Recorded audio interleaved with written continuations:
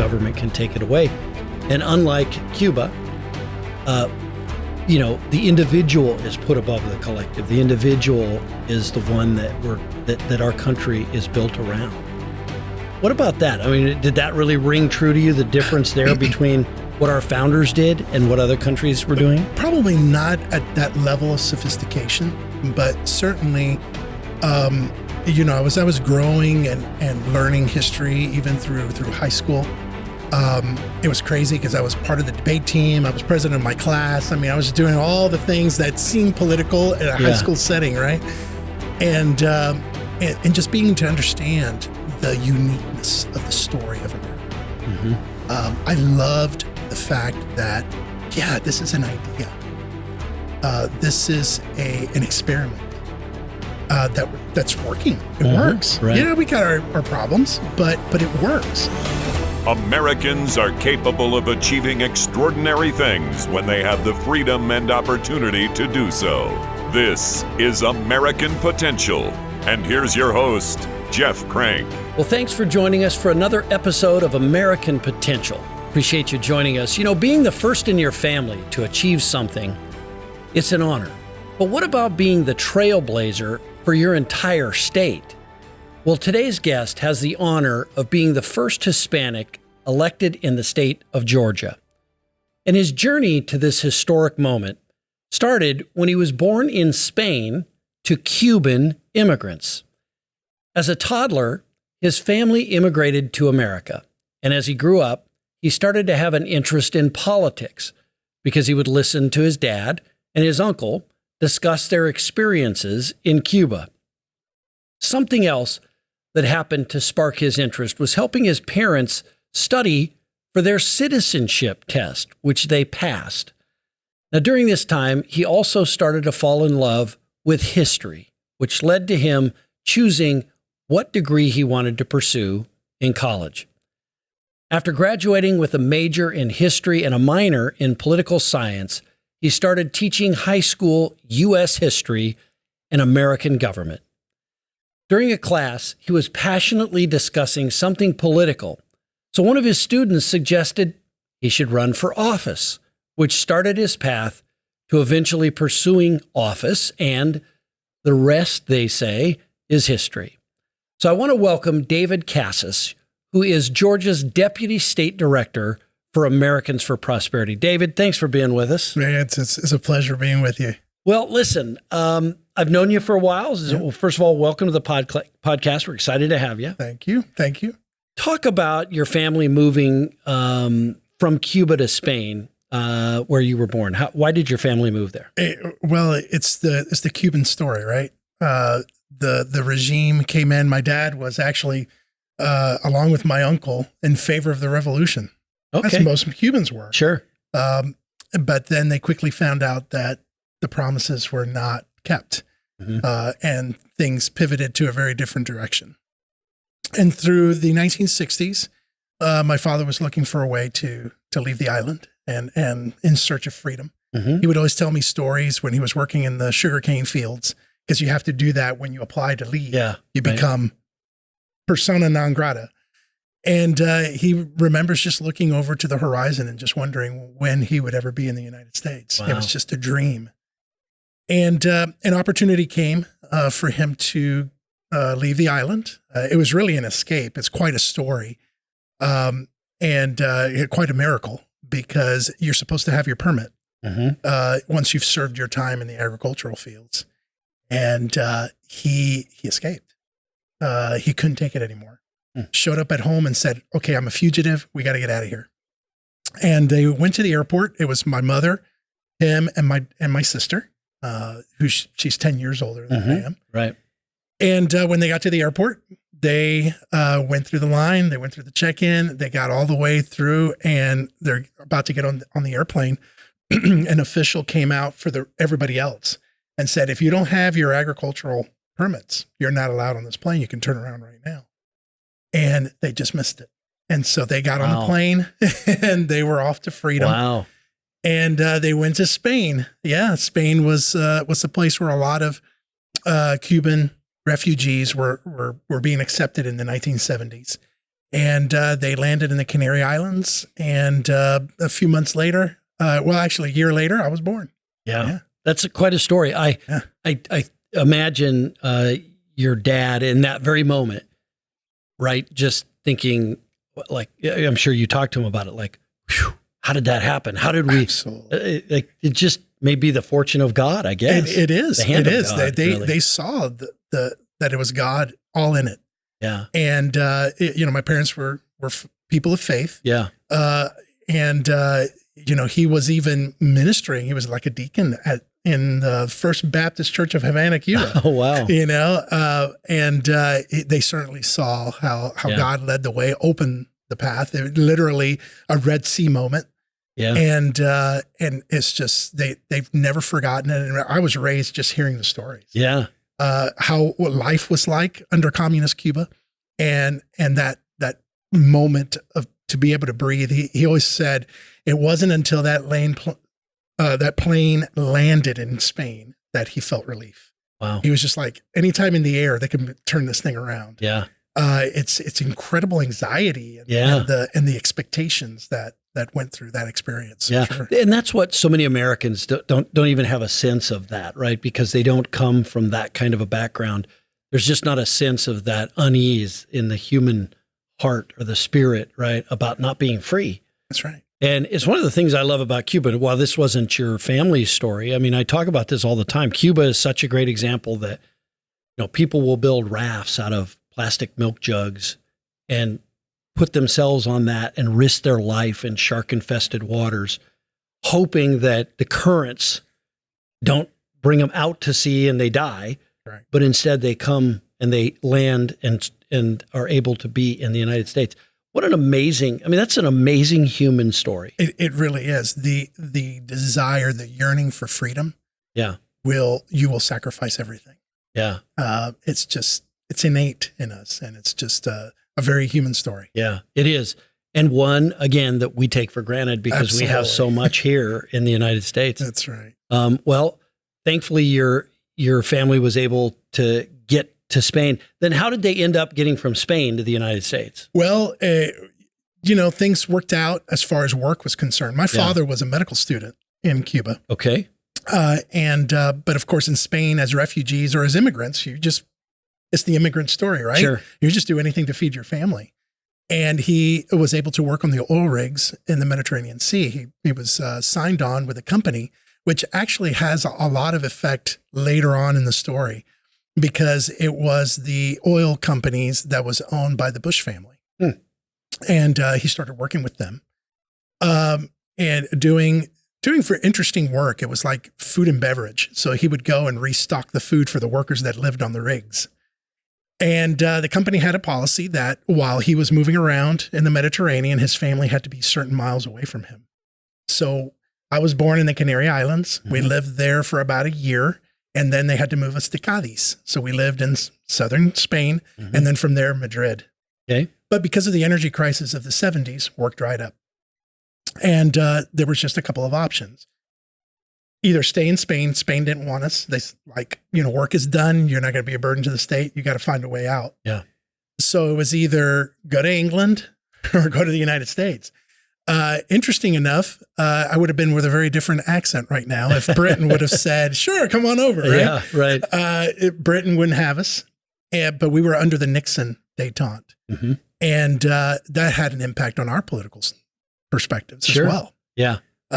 Cubans don't forget when you have a kind hand. Right. And the Nixon administration just opened the doors, and we got on a plane and moved over here. Now, what was happening was that my dad had a promise that if he could get to New Orleans, his boss, his supervisor was like, if you can get to New Orleans, there's work on the Gulf, mm-hmm. and doing the same stuff we're doing. Yeah. He said, just make your way to New Orleans. Oh, wow. And so there was a promise of a job. And so we made it here. United States welcomed us as Cuban refugees. And we arrived in Atlanta, Georgia, because my uncle, who had been in Spain to claim us, was now in the United States preparing to be a missionary to go back to Spain. Okay. And so we arrived in Atlanta, and we just Didn't go anywhere else. Yeah, you never made it to New Orleans. Never made it to New Orleans. Yeah. It's just one of those So what things. did your dad do? What did he do there? Ended up being a waiter. Okay. Yep. Waiting on tables, working in hotels, banquet halls. It's the immigrant story. Totally. Yeah.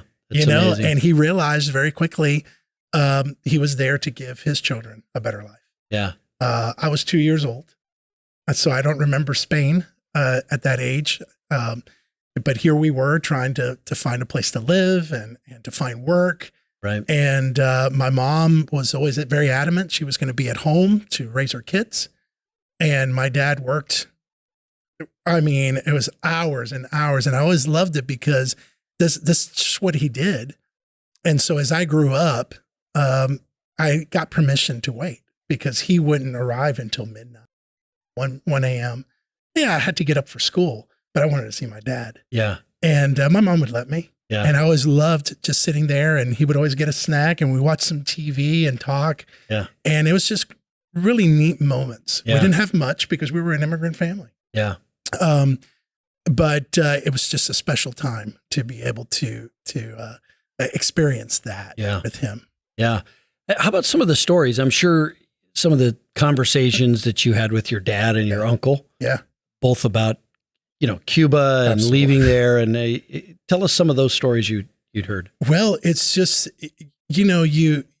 some of it just seems surreal at times where, what the Cuban family goes through. Sure. What it's like to live in the regime. And certainly, my uncle was a doctor in Cuba. He was actually one of 3, I think it's pronounced epidemiologists, disease doctors. And so it was a little more difficult for the regime to let him leave because of his expertise. But because of his loyalty to the revolution. I noticed, by the way, you call it regime. I do. Yeah. Why do you do that? Because I don't think it's legit. Yeah. You're not legit unless you have the will of the people behind you. Yeah. And he's not a monarch. They're not monarchs. Right? Right. They're self-imposed dictators. Yeah. And it is a regime. Yeah. And I believe that Cuba has been under occupation for 60 years. Yeah. Yeah. Yeah. Okay, go ahead. Finish the story. And so just stories of the brutality of the regime, the struggles to feed, the fact that you got a ration card and you have to go, there's no groceries. You just go and you get what the government gives you. And everything you own, it's been taken inventory.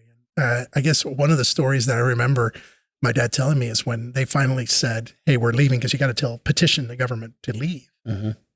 Says that an official comes to take inventory of your home, and they write, "You've got to declare everything because everything belongs to the people."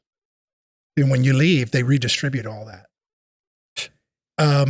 And he said it was just quite an experience to have to tell this stranger in a uniform, how many pants you own, how many bed sheets you have, how many towels you have.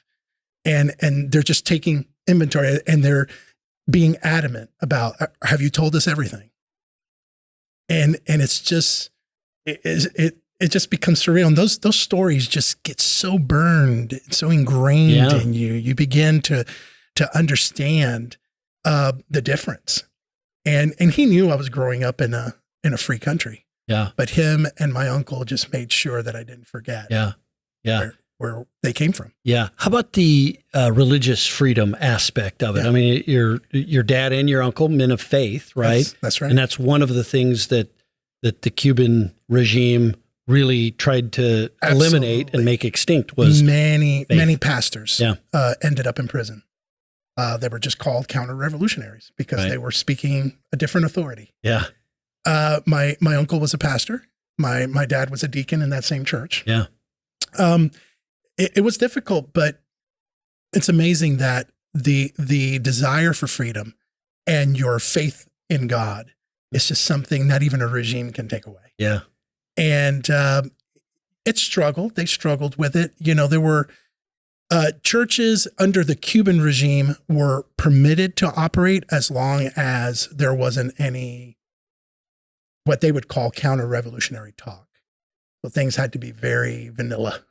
Sure. And you were allowed to survive in that sense. And they were able to. My mom was from the eastern side of the island, which tends to be a little more freedom because it's more rural. So they were able to practice their faith and be able to do it, not at the extent that they were before the revolution, but certainly it was something that they held even more precious because it was threatened all the time. Sure. Yeah.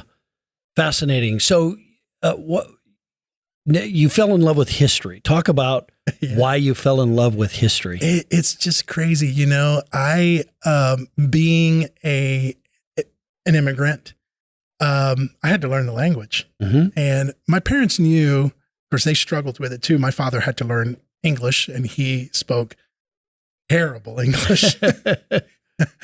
And every time I criticized him, he was like, just remember, this broken English got us here. That's right. And my mom, you know, now she's like learning and stuff, but it was a struggle for me in a sense that, you know, I failed first grade because I couldn't speak English. And I was constantly in special language classes, you know, so I could grow my vocabulary and start learning. But it was just being able to begin to read stories of the heritage of this country, particularly, you know, just learning about Washington and Jefferson and just things like that normal elementary school students should learn. But I remember I was sitting at home and I was doing my homework, history homework, and it was just a friend of the family that saw me, and Cuban also, and she was, you know, I remember she sat with me in our little dining room table that we were as I was doing this thing, and she said to me, David, I want you to understand something. That history you're reading is now your history. You're an American now. Yeah. Wow. And all of a sudden, it was just like one of those moments where I was like, yeah, you know, this is my country. This is my history. And it just started there. And probably around 10 or 11 years old, I had my cousin, who is the daughter of my uncle that was there, took me down to St. Augustine, Florida. I'm walking around the Castillo San Marcos, you know, still there, Spanish heritage, and just being able to see all of that. But I remember walking through that castle or that fortress and touching the walls and saying, my goodness, there were people that actually touched this same wall 400 years ago. And that's where it awoke. I was just eating up every history book I could think of. And just my love for history, for heritage, and for agriculture. Archaeology, and just things like that were just fascinating to me. So it woke up right there at that moment. I still remember that day. That's great. And when you compare, and I love the history of the United States, and particularly the ideals of the United States and where they came from, because America is unique in that, you know, our founding fathers believed, first of all, they believed in God. They believed that the rights that we get come from God and that no government can take it away. And unlike Cuba, you know, the individual is put above the collective. The individual is the one that our country is built around. What about that? I mean, did that really ring true to you, the difference there between what our founders did and what other countries were doing? Probably not at that level of sophistication, but certainly, you know, as I was growing and learning history, even through high school, it was crazy because I was part of the debate team. I was president of my class. I mean, I was doing all the things that seemed political in a high school setting, right? And just being to understand the uniqueness of the story of America. I loved the fact that, this is an idea. This is an experiment that's working. It works. Right. You know, we got our problems, but it works. And you compare it to any other country in the world, and it just, you know, it's just everything else, any other form of government is so inferior to a system that is its foundation is the rule of law and freedom. And all of a sudden that's true revolution. That's true freedom as far as thinking is concerned. And it played a role in my life, particularly to realize that even as a poor son of an immigrant living as a refugee status in America, there's opportunity. Yeah. And my dad never let me forget that. Yeah. Just like what you can do here, you can't do anywhere else. He says, so you're going to take advantage of this. Too many people have sacrificed for you not to take advantage of this. So, yeah. Now I mentioned that you had a student that, as you were talking about these issues, you had a student who said, well, you should run for office. Have you ever thought of running for office? Yeah. What was, tell me about that experience and how you reacted. I got my degree in history, and I was immediately hired by the Cobb County school system. And that was crazy for me. I mean, my mom was just like, what? I'm like, I'm teaching. This is so cool. They're going to pay me to talk about what I love, and I'm teaching, I'm just, 25-year-old new teacher. And they trusted me and gave me the Honors United States History course. And allowed me to also teach electives. So I proposed electives, and the system would come back and say, sure. And I was able to teach legislative process and the American chief executive, all designed by me. Wow. It was so much fun. And they just counted it as an elective for the students. Sure. My classes would fill up. I mean, it was just great to be able to do that. But this was the late 90s. I started teaching in 96. And of course, in the late 90s, we had the Clinton impeachments, which was historical. Sure. And I was in class, and the subject came on whether this was a legitimate impeachment, because of course there's different perspectives in students. Yeah. I taught 11th and 12th graders, so they knew. And I got on a soapbox. I was just like, I started going on, you don't understand how this is going to destroy the American presidency. And this is just going to be, I just started going on. And I'm just, it's those moments where you're just getting off, and all of a sudden a hand comes up in the back of the room. Yeah. And I was like, yes, I'm getting through, there's actually a question, right. And that student just stuck his head out and said, Mr. Casas, why don't you just run for office? And, everybody was just like, yeah, and I was like, you know what? I'm going to do that. But the coolest thing happened in that moment, because I remember when I said that, all the students that were there, they were like, well, when you do, we want to knock doors for you. Yeah. Isn't that great? We're going to campaign for you. Yeah. And they were like, and true, you see our campaign pictures. I had students coming from Cobb County to campaign for me in Gwinnett, where I lived. And it was just a really neat experience to do that. Yeah. So how'd you go from that conversation to, okay, I think I will, to deciding what you're going to run for and to actually filing and running? Well, there's where the story gets really interesting, because I got married December of 99. We get back from our honeymoon. It's January of 2000. Everybody remembers what 2000 was all about. Mm-hmm. And I remember I turned to my wife and said, you want to get involved? And she was like, yeah, sure. We don't have anything else to do. Why not? Yeah. And so we contacted the Bush campaign, and we said, we'd love to volunteer, whatever we can do. And this can be a very long story, so I'm going to shorten it. But basically what happened was the representative of the Bush, President Bush's campaign at the time, or Governor Bush at the time, told us, look, we got plenty of volunteers, but there's this guy who is running for Statehouse for Georgia, and he could really use your help. He's running right there very near where you guys live. And I contacted him. His name was Alan Hayes. I contacted him and I said, hey, they put me in contact with you. We ended up eventually, him and his wife, me and my wife, the four of us, going to an Olive Garden to talk about this. I still remember the Olive Garden. And I remember we just trying to get to know each other. And he finally said, so David, so what do you want to do for me? I said, I'd love to run your campaign. He was like, okay. The wives just looked at each other like, what just happened? Does he know what he's doing? It was crazy. So all of 2000, I just finally was able to put all the stuff that was bottled up inside into practice. Yeah. We lost, but I learned.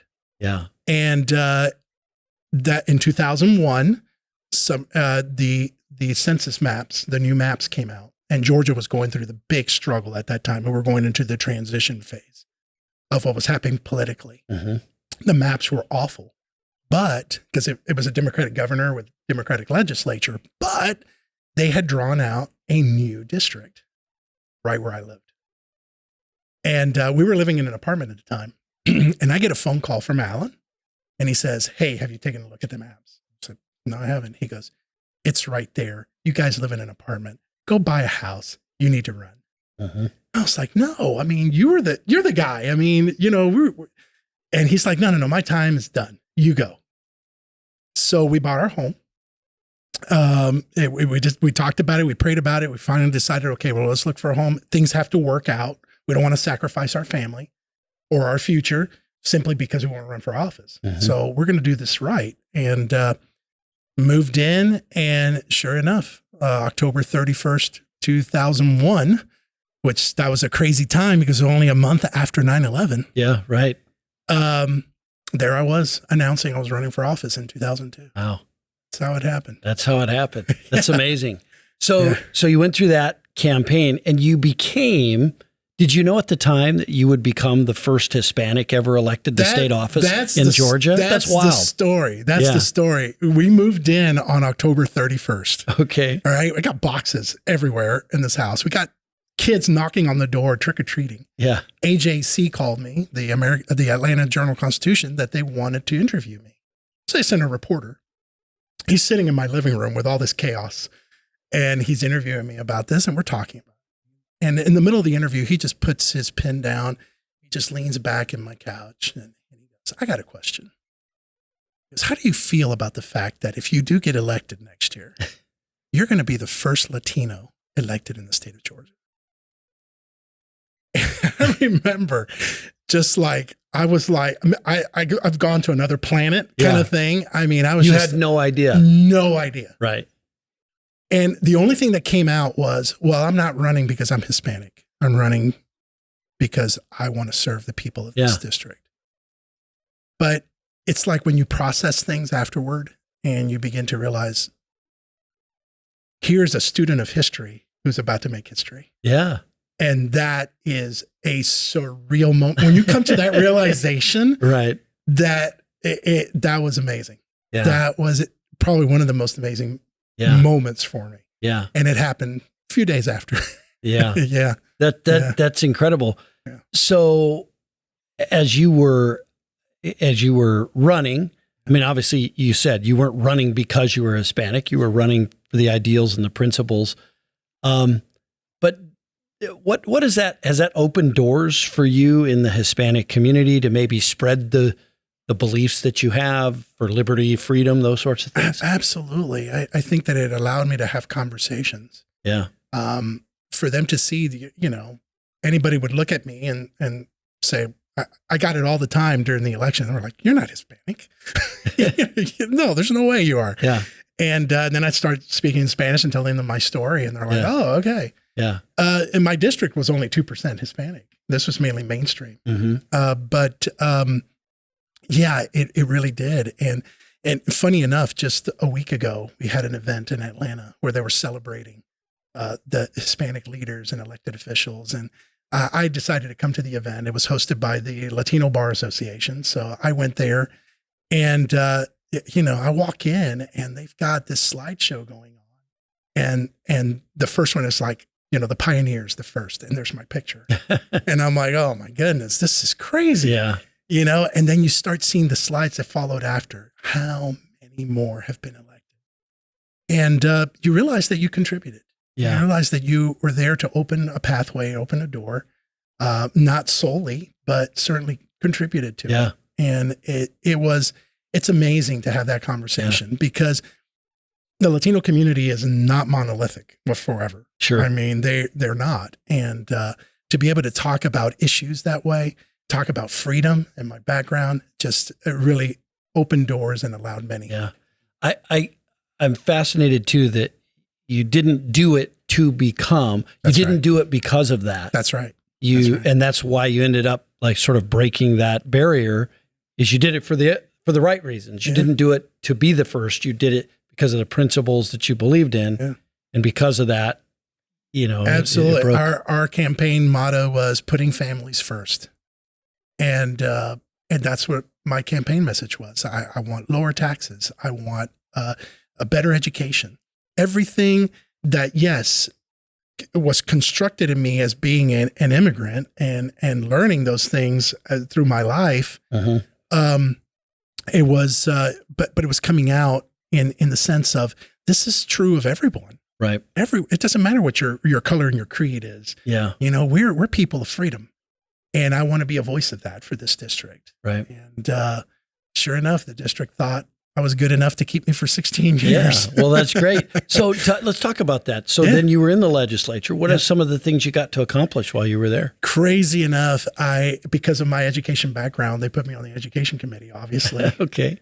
But at that time, I was reading a book on alternative education, on school choice. And I started understanding, being a high school teacher, taking the 3 months off to serve in the legislature. The school system had to let me do that. And being able to compare the two and be able to see how the public education system just had serious problems.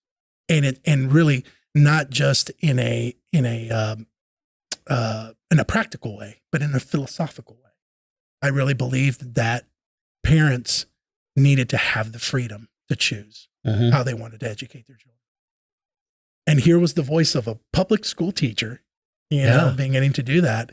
And I had the opportunity in 2007 to co-sponsor our first special needs scholarship that was patterned after what Florida did. And it was actually a Senate bill. I carried it in the House. And that's where I guess started making the name for myself as the school choice guy. Yeah. In 2008, we got the tuition tax credit done in Georgia. So the two first school choice measures in the state, I was able to be a House sponsor and then an author the following year. And that was amazing. Yeah, I bet you're really proud of that, because if you look now, both in Georgia and other places, we're light years ahead of where we were in 2008 on that, because you guys were breaking barriers on it. We finally, I think, on that issue have figured out that, we've been doing it wrong by holding people into their zip code and those sorts of things. So, I mean, you were a trailblazer in that regard. And I wasn't alone. Here's where the story comes full circle. My father had already passed away by then. He didn't see me get elected. Yeah. He died when I was 21. But one of the proudest moments that he had was a restaurant that he was working for. The owner held a fundraiser for George H.W. Bush. Oh. And he said, David, I want you to be my guest. I want you to come to this. And my father and my mother went. They had the picture of shaking hands and talking Cuba with Vice President Bush at the time. So I have that picture. Here I am now, fast forward, I'm elected. And my greatest ally was the governor of Florida. We actually went down to Tallahassee, met with him, Marco Rubio, also a friend. So we got spend some time there together. I just wanted to, let them know I'm here in Georgia. I'm alone. You guys had plenty down here, but I'm alone up here. And I remember Governor Bush and I just started talking about school choice and everything. And I told him about the bill that I was doing. And when the time came for our Governor Perdue, to sign the bill that passed barely. I mean, it was just like 3 votes in the House. And he was about to sign it. Governor Bush called him and said, hey, you need to sign this thing. And it really was Governor Bush who did that. Yeah. And I mentioned the picture because when I went to see him, I said, I want to show you something. And I pulled the picture out and I showed it to him. And he's like, that's my dad. I was like, yeah, and that's my dad. And that's really neat. And he's like, give me that. And he took it and he had his dad sign it. Oh, wow. And then we took one and he was just like, whenever you have an office, wherever you put in your office, I want to be able to, I want you to hang up your dad and my dad and you and me. That's pretty cool. And till this day, I've got both pictures in my office. That's really it's just a neat friendship. Yeah. That we've had. And just knowing, even my dad would have been so proud because he was like, that's the first company I worked for.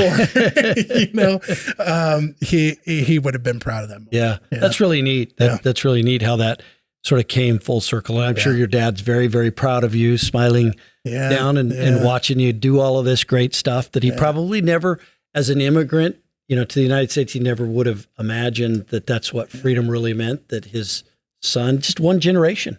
That's right. That all happened. That's exactly right. And I tell people, that's what makes this country so amazing. Here's the son of an immigrant who was just yearning for freedom, is representing the people and serving in the nation's governments. And it's just an amazing privilege that can only happen in a country like that. Yeah. So now you're with Americans for Prosperity, Deputy State Director in Georgia. Yeah. What do you hope to accomplish there? Continue to keep that torch lit. Freedom is under attack. Yeah. In every angle. And the moment you let your guard down, you notice that you've lost ground. Mm-hmm. And I'm hoping that Georgia can find itself really embracing the principles of freedom. In however conversations need to happen, however type of legislation. I mean, we're in a good place right now. It's been a little crazy in the last few elections, and people have tried to say that Georgia is a purple state. I don't believe so. I believe that when you see our constitutional officers, all of them are freedom-loving Americans that have, that stand on principles. Both houses of the legislature still. And so you see that we still have opportunities to get things done. And sure, I want to see universal school choice in Georgia. That struggle that began back in 2007 for it to come full circle, for me to actually in my lifetime be able to see that in Georgia. I want to see healthcare freedom. I want to see, and that's on the policy side. But more importantly, to be able to be an example to the next generation that freedom's the answer. Mm-hmm. Not government, not political sides. It's freedom. Mm-hmm. And we've got to keep that front and center. So you're doing what your dad did when he decided to come here. I mean, you're still fighting that same battle. Sure are. Yeah. Still looking to the horizon and looking for a more freer country. Yeah.